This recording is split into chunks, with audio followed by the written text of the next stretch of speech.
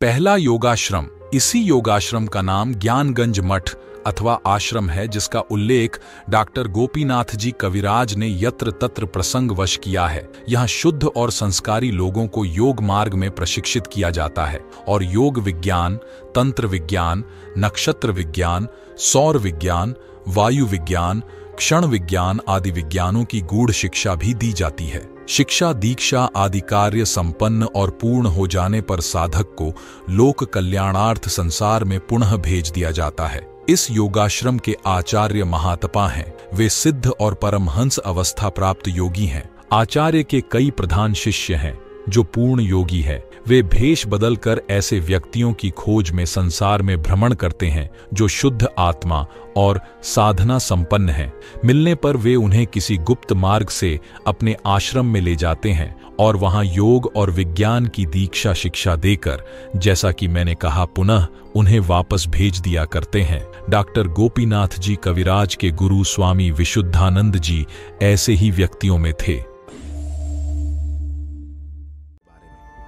ज्ञानगंज हिमालय की बर्फ की सुंदर घाटियों के बीच स्थित एक स्थान है। इसे ज्ञानलोक या शंबाला या शांग्री-ला के नाम से भी जाना जाता है। पुराणों में इसका जिक्र सिद्धाश्रम नाम से विख्यात है। ये भी कहा जाता है कि ज्ञानगंज में अलौकिक शक्तियों वाले कई अमर संतों और महापुरुषों का निवास है, जो इस जगह से ब्रह्मांड की दूसरी अलौकिक शक्तियों से भी संपर्क करते हैं। भारत के प्राचीन ग्रंथ रामायण और महाभारत के अलावा और भी कई आत्मकथाएं हैं, जिसमें हिमालय के इस रहस्यवादी भूमि के अस्तित्व के बारे में जानकारी दी गई है। कहते हैं कि ये स्थान तिब्बत में कैलाश मानसरोवर के आसपास उत्तर दिशा की ओर कहीं मौजूद है। कुछ पुराने बौद्ध ग्रंथों में ज्ञानगंज पहुंचने के निर्देश हैं, लेकिन दिशाएं भ्रमित कर देने वाली हैं। ज्ञानगंज में वो लोग ही पहुंच सकते हैं जिन्होंने सिद्धियां प्राप्त की हो या जो यहां जाने के योग्य हो। यहां हर कोई नहीं पहुंच सकता और ना ही इसे ढूंढ सकता है। यहां पहुंचे सिद्ध पुरुषों का कहना है कि वो कई बार ज्ञानगंज का दौरा करके आ चुके हैं। उन्होंने कहा है कि यह जगह पूरी तरह से आधुनिक विज्ञान से भरी पड़ी है। इस जगह अलग ही आयाम और उच्च तकनीक के विमान हैं। यह जगह आज के विज्ञान से लाखों साल आगे है। यह लोक किसी अद्भुत सपने से कम नहीं है। काफी लोग इसे मनगढ़ंत कहानी बताते हैं, लेकिन आपको जान के हैरानी होगी कि ज्ञानगंज की जड़ें भारत में ही नहीं, बल्कि इसकी जड़ें तिब्बत में भी गई हैं। तिब्बत में इस साम्राज्य को संस्कृत शब्द शंबाला नाम से पुकारा जाता है। इसका मतलब है सुख का स्रोत। कहा यह भी जाता है कि यह प्राचीन जगह दुनिया के गुप्त ज्ञान की रक्षा करती है। यह अद्भुत क्षेत्र एशिया या हिमालय में किसी अज्ञात स्थान पर छिपा हुआ है। अधिक दिलचस्प बात यह है कि तिब्बती बौद्ध पौराणिक कथाओं में इसका जिक्र करते हुए लिखा गया है कि जब दुनिया विनाश और युद्ध की खाई की ओर बढ़ने लगेगी, तो शंभाला का 25वां शासक नीले ग्रह यानी कि धरती को एक बेहतर युग की ओर ले जाएगा। जिस हिसाब से आप देख ही रहे हो कि विकास ही विनाश का कारण बनता जा रहा है, और यदि किसी देश में युद्ध हुआ तो अन्य देशों के मित्र संबंध के कारण जंग पूरी दुनिया में होगी। सूत्रों के अनुसार यहाँ के लोगों की आयु गति रुक जाती है, जिससे वो सदियों तक जीते हैं, जिस कारण ये भी कहा जाता है कि यहाँ के लोग अमर हैं, जो कभी नहीं मरते। इस पर वैज्ञानिक तर्क भी दिया गया है, जिसमें वैज्ञानिकों का भी मानना है कि अगर हमारे शरीर के हिस्से अगर अपना निर्माण सदैव सही ढंग से करते रहे तो इंसान सदियों तक जीवित रह सकता है। वैसे अब इस जगह को लेकर अगर और थोड़ा जानना चाहते हैं तो बता दूं कि इस जगह से हिटलर का नाम भी जुड़ा है। कहा जाता है कि हिटलर ने अपने जीवन के संघर्ष में शंभाला के कुछ लोगों से मुलाकात की थी और प्राचीन तकनीकों की जानकारी प्राप्त करने के लिए अपने खोजकर्ताओं को ज्ञानगंज की तलाश में भेजा था। लेकिन जटिल रास्तों के कारण काफी मेहनत करने के बाद भी वो लोग ज्ञानगंज को नहीं खोज पाए थे। ऐसा कहा जाता है कि हिटलर ने इस जगह को खोजने के लिए डार्क आर्ट्स का भी सहारा लिया था। डार्क आर्ट्स मतलब आप समझ रहे हैं ना? बता दूं कि डार्क आर्ट्स जादुई मंत्र और प्रथाएं हैं, जिनका उपयोग आमतौर पर दुर्भावनापूर्ण उद्देश्यों के लिए किया जाता है, और हिटलर ने इसके सहारे ज्ञानगंज के गुप्त शक्तियों को पाने के लिए हजारों मनुष्यों की बलि देने का फैसला भी किया था, लेकिन असफल रहा। वैसे कहा जाता है कि इस जगह को चीन ने भी खोजने की बहुत कोशिश की, मगर चीन भी असफल रहा। इस जगह को जानने को लेकर कुछ साल पहले एक रिसर्च टीम जब तिब्बती साधुओं के पास पहुंचे तो वहां के साधुओं ने इस जगह को लेकर एक आश्चर्य करने वाली बात सामने लाई। उनका कहना था कि हमारे गुरु जब ज्ञानगंज में होते हैं तो वो हमसे टेलीपैथी में बात करते हैं।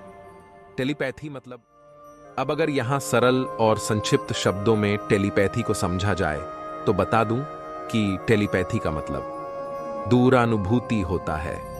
और इस ज्ञानगंज को जानने में आप जब इसकी गहराई में उतरेंगे तो इस टेलीपैथी शब्द का भी जिक्र आपको जरूर मिलेगा। और इन रिसर्चकर्ताओं को तिब्बती साधुओं ने इसी आश्चर्यजनक शब्द टेलीपैथी के बारे में बताया था, जो रिसर्च टीम को हैरत में डाल दिया था कि क्या अभी भी टेलीपैथी जैसी विद्या का होना संभव है। फिर इस पर एक वैज्ञानिक तर्क भी दिया गया, जिसमें परमाणु विज्ञान ने इस टेलीपैथी विद्या को माना है।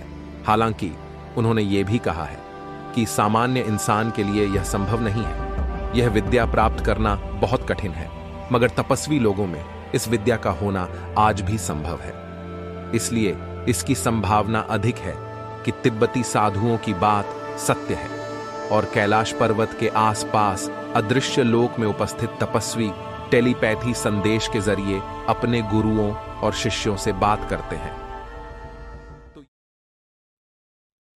ज्ञानगंज के जितने अनेकों अद्भुत महान गुरु रहे हैं, उनमें से एक ऐसे गुरु हैं जिनके बारे में विशेष रूप से उल्लेख करना आवश्यक है। इसका कारण ये नहीं है कि ये ज्ञानगंज के संस्थापक हैं, परंतु इसका कारण ये है कि जो सदियों से ज्ञानगंज की निरंतर परंपरा चली आ रही है, जो ज्ञानगंज का मार्गदर्शन मनुष्यों को मिलता रहा है, उसकी ये एक बहुत ही महत्वपूर्ण कड़ी है, जिसके कारण आधुनिक मनुष्य आज भी ज्ञानगंज के बारे में जान सका है। बंगाल के वर्धमान ज़िले में एक गांव है बंडुल। वहाँ पर एक बालक ने जन्म लिया। इस बालक का नाम रखा गया भोलानाथ। इसे बचपन से ही पूजा पाठ इत्यादि में बहुत रुचि थी। ये शिव पूजा, दुर्गा पूजा में आगे रह करके भाग लेता था। एक दिन अपने मित्रों के साथ ये गांव में ही खेल रहा था कि खेलते खेलते ये अकेला ही उस गांव से कुछ दूर निकल गया। जब इसे खोजते हुए इसके मित्र वहां पहुंचे तो उन्होंने देखा कि इसने मिट्टी के शिवलिंग बनाए हैं और बिलपत्रों से उनकी पूजा कर रहा है। उन्हीं में से एक उद्दंड बालक ने इस बालक भोलानाथ की पूजा में विघ्न डाल दिया। ये तो बालक ही था। इसे क्रोध आ गया और क्रोधवश इसने उस उद्दंड बालक से कह दिया कि तूने शिव पूजा में विघ्न डाला है, जा, तुझे सांप डस लेगा। और फिर शाम को हुआ भी वैसा ही। उस उद्दंड बालक को कहीं से आकर के एक सांप ने डस लिया। गांव में बात फैल गई। अपने मित्र की इस दशा को सुनकर भोलानाथ भागा भागा उसके घर पहुंचा और वहां पर पहुंचकर जैसे ही इसने अपने मित्र को स्पर्श किया, वैसे ही जहर का असर कम होता चला गया और देखते ही देखते उसके मित्र की पीड़ा भी समाप्त हो गई। इस दृश्य को देखकर गांव वालों को बड़ा अचरज हुआ, उन्हें आश्चर्य हुआ और ये उस बालक भोलानाथ के दिव्य होने का पहला प्रमाण था। ऐसी ही कई और घटनाएं भोलानाथ के साथ हुई या फिर इसके द्वारा करी गई, परंतु जो इसके साथ 14 वर्ष की उम्र में हुआ वो बताना विशेष रूप से आवश्यक है। एक बार भोलानाथ अपने घर की सीढ़ियों से उतर ही रहा था, तभी कहीं से कोई एक पागल कुत्ता आ गया। उसने भोलानाथ को काट लिया। दर्द बहुत हुआ। तुरंत ही माता पिता वैद्य के पास लेकर गए, परंतु वैद्य की दवाई का कोई असर नहीं हुआ। फिर एक गांव से दूसरे गांव, एक वैद्य से दूसरे वैद्य, जगह बदलती गई, दवाएं बदलती गई, परंतु दर्द वैसा का वैसा ही रहा, बल्कि समय के साथ और बढ़ता गया। जहर शरीर में और अधिक फैलता गया। तभी किसी ने कहा कि आप बालक को हुगली लेकर चले जाइए। माता पिता ने वैसा ही किया। हुगली में भी इलाज बहुत दिन चला, परंतु कोई असर दिख नहीं रहा था। तब एक शाम को भोलानाथ अपने कमरे की खिड़की से गंगा तट को निहार रहा था। तभी इसके मन में एक विचार आया कि दर्द तो असहनीय है और बढ़ ही रहा है, और इसके कारण इसके माता पिता को कितना कष्ट हो रहा है, तो अच्छा यही हो कि मैं अपने शरीर का त्याग कर दूं। बिना किसी को बताए भोलानाथ गंगा तट की ओर चल दिया। तट पर पहुंचकर ये कुछ विचार कर ही रहा था, तभी भोलानाथ ने एक अद्भुत दृश्य देखा। इसने देखा कि कुछ ही दूर पर एक साधु संध्या वंदन कर रहे हैं। वो पानी में डुबकी मारते हैं और फिर खड़े होते हैं, परंतु जब जब वो खड़े होते हैं तब तब नदी का पानी उन्हीं के जितनी ऊंचाई तक ऊपर उठ जाता है, और जब ये नीचे जाते हैं तब पानी नीचे जाता है। जब जब ये ऐसा करते हैं तब तब नदी का पानी ऐसा हो जाता है। भोलानाथ उस दृश्य को देखता ही रह गया। तब उन साधु की दृष्टि भी भोलानाथ पर पड़ी। ये गए उसके पास और बिना भोलानाथ के कुछ कहे इन्होंने ही उससे पूछा, बालक, बहुत दर्द हो रहा है, चिंता मत कर, अब नहीं होगा। ऐसा कहकर साधु ने भोलानाथ के सिर पर हाथ फेरा। जैसे ही हाथ फेरा, भोलानाथ को ऐसा लगा जैसा ठंडी बर्फ इसके सिर पर किसी ने रख दी हो, और देखते ही देखते पूरे शरीर का जो दर्द था वो गायब हो गया। फिर उन साधु बाबा ने कहीं से कुछ पौधों को जोड़ तोड़ करके उन्हें घिस करके एक औषधि बनाई और भोलानाथ को दी। भोलानाथ ने उसे ग्रहण किया और फिर अपने घर की ओर आ गया। भोलानाथ अब ठीक हो गया था एक ही दिन में। अगले दिन उत्सुकतावश भोलानाथ पुनः शाम के ही समय गंगा तट पर पहुंचा। जब वहां पर पहुंचा तो उसने वही दृश्य पुनः देखा। अब वो भाग करके उन साधु के पास गया और उनके पांव पकड़ लिए। भोलानाथ ने कहा कि ऋषिवर, हे महात्मा, आप कौन है मैं आपको नहीं जानता, परंतु वो आपने मेरी जान बचाई है, आप मेरे प्राण दाता हैं, आप कृपया करके मुझे दीक्षा दें। तब उन बाबा ने कहा, उन साधु ने कहा, मैं तेरा गुरु नहीं हूं, तेरे गुरु समय पर आएंगे, मैं स्वयं ले जाऊंगा। साधु ने भोलानाथ को एक बीज मंत्र दिया और एक मुद्रा बताई और कहा कि इसका निरंतर अभ्यास कर, समय आने पर मैं तुझे अपने साथ ले जाऊंगा। भोलानाथ अब ठीक हो गया था और इस बात को अब 1-2 साल बीत गए थे। भोलानाथ प्रतीक्षा में ही था कि कब वो साधु पुनः उसे मिलेंगे। एक बार भोलानाथ दुकान से कुछ ले रहा था, तभी उसने 2 व्यक्तियों को बात करते हुए सुना कि कोई एक दिव्य साधु आए हैं जो जब भी पानी में डुबकी मारते हैं तो पानी नीचे जाता है, जब ये उठते हैं तो पानी ऊपर की ओर उठ जाता है। भोलानाथ को समझ में आ गया कि ये वही बाबा पुनः उसके गांव में आए हैं।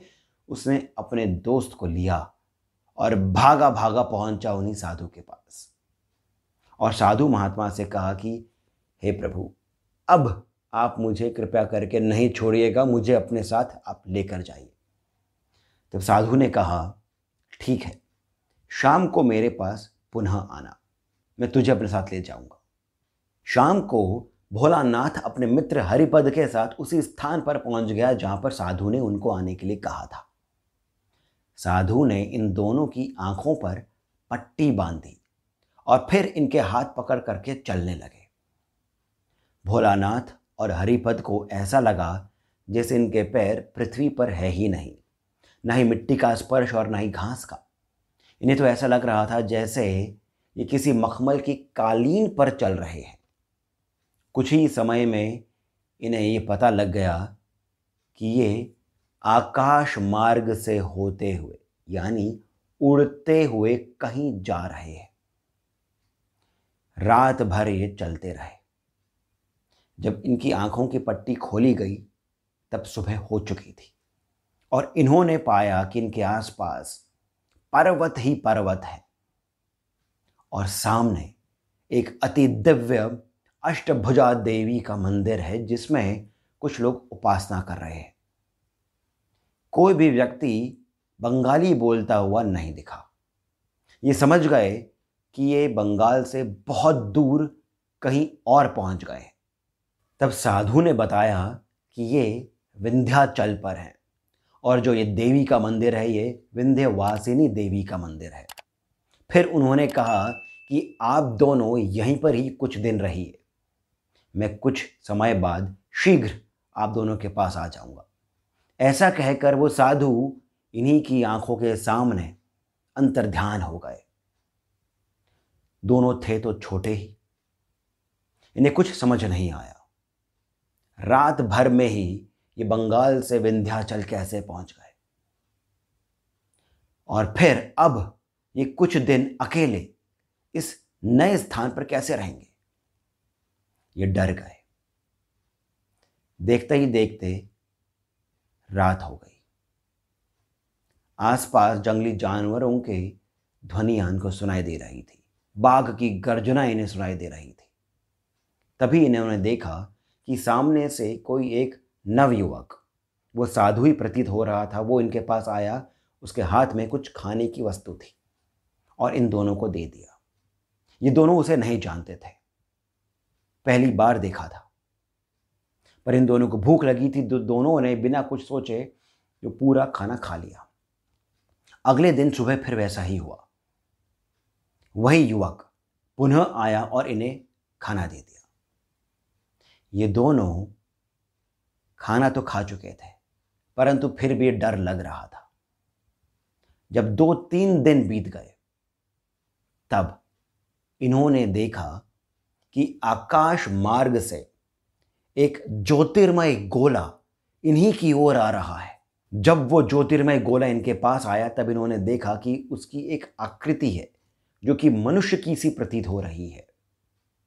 सर पे जटाजूट है, हाथ में त्रिशूल है, माथे पर रक्त चंदन का टीका है और गले में रुद्राक्ष की माला है। वो एक अति दिव्य साध्वी थी। वो इनके पास आई और इनसे कहा, पुत्रों मुझसे डरो नहीं, मेरा नाम उमा भैरवी है। मैं तुम दोनों को पिछले कुछ दिनों से देख रही थी। मुझसे तुम्हारा दुख, तुम्हारी ये पीड़ा देखी नहीं गई। तुम रो क्यों रहे हो? मैं तुम्हारे साथ हूं, मैं तुम्हारी माता तुल्य हूं। ऐसा कहकर उन्होंने इन दोनों को थोड़ा सा ढांढस बंधाया और कहा कि तुम्हें जब भी कोई पीड़ा हो, दुख हो, दर्द हो, तुम्हें मुझे पुकारने तक की आवश्यकता नहीं है, मैं उसी समय तुम्हारे पास उपस्थित हो जाऊंगी। ऐसा कहकर उमा भैरवी पुनः उसी प्रकार जिस प्रकार वो आई थी आकाश में अदृश्य हो गई। उनके आने के कारण इन दोनों को थोड़ी हिम्मत हुई। कुछ दिनों बाद वो साधु पुनः इनके सामने आए और अब इनकी आंखों पर फिर से पट्टी बांध इन्हें आकाश मार्ग से ही लेकर के एक और स्थान पर ले गए। वो स्थान एक दिव्य आश्रम था, परंतु वहां पर एक गुफा थी जहां पर इन साधु ने इन दोनों को रहने के लिए कहा। वो गुफा श्यामा भैरवी की थी और श्यामा भैरवी भी उमा भैरवी की ही तरह अत्यंत तेजस्विनी थी। उन्होंने इन दोनों का ऐसा ध्यान रखा जैसे कि कोई अपने बेटे का रखता हो। 2 दिन बाद वो साधु पुनः इन दोनों के पास आए और उस आश्रम से इन दोनों को उसी प्रकार आंखों पर पट्टी बांध करके एक नए स्थान पर लेकर चले गए। जब इन दोनों की आंखों से पट्टी को खोला तब इन दोनों ने पाया कि फिर से ये किसी पर्वत श्रृंखला के बीच में खड़े हैं, परंतु ये पर्वत श्रृंखला कुछ अलग है, कुछ दिव्य है। आकाश में नीले नीले बादल हैं, हर ओर झरने बह रहे हैं, कई नदियां आसपास बह रही हैं और वो पूरा जो स्थान है, बहुत ही विस्तृत रूप से फैला हुआ जो स्थान है, उसके हर ओर केवल जल ही जल है। बाद में इन दोनों को पता चला कि वो जो स्थान है वो एक दिव्य आश्रम है, जिसका प्राचीन नाम इंद्र भवन था, परंतु अब इसी आश्रम को बुलाते हैं ज्ञानगंज। दोस्तों, ये बालक भोलानाथ कोई और नहीं, बाबा विशुद्धानंद ही हैं। ये वही हैं जिनके बारे में कई लोगों ने विस्तृत रूप से अपनी किताबों में लिखा है, जैसे कि परमहंस योगानंद ने अपनी किताब एन ऑटोबायोग्राफी ऑफ अ योगी में इनके बारे में लिखा है। गोपीनाथ कविराज जी ने भी इनके बारे में विस्तृत जानकारी दी है। कई अंग्रेज अफसरों ने भी इनके बारे में अपने लेखों में लिखा है। इन्हें गंध बाबा के नाम से भी जाना जाता है और ये वही हैं जिन्होंने सूर्य विज्ञान को सिद्ध कर रखा है। इन्होंने एक बार